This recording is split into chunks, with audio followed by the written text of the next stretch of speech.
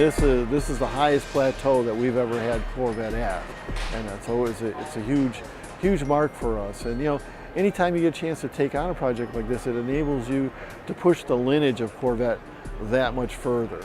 And this is more of a GT high-end supercar.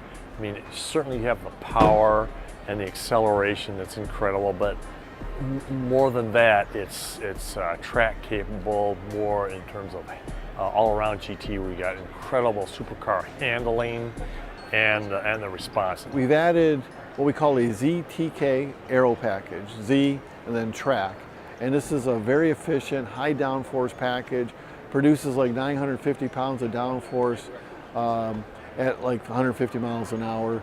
And that's so those extreme speeds with stable aerodynamics is also a big push. I would also tell you, managing all the heat in this car. And this car now has 13 heat exchangers. I tell people it's like a heat exchanger catalog.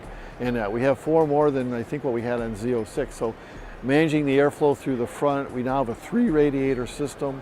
You know, that's getting into optimal grille textures. You know, of course, for us in design, we're managing all those surfaces, we're coddling them, we're developing them in the wind tunnel so that the corners are very efficient. The air's not only blowing through the car, but it's going around the car. 0 to 60 is under 3.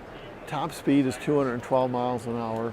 Horsepower, 755 horsepower, and then 715 pounds of torque. And the increased power, there are 2 things you have to address. One is packaging the supercharger.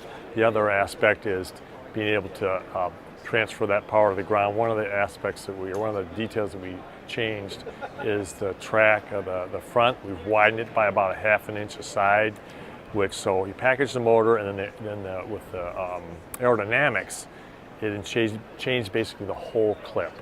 And then you tie that in aerodynamically with a system that incorporates the front splitter, the under fascia front aero section, wing section, the side rocker splitters, and then of course we have 2 levels of wings, one a low and then one high.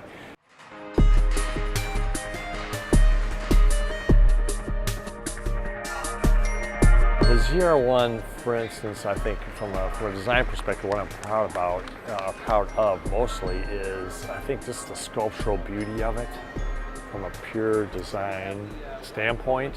The fact that this has such a rich history, and to this point, it's just the ultimate expression of what Corvette is from a power and image standpoint. It's just, you know, it's just amazing to be part of it.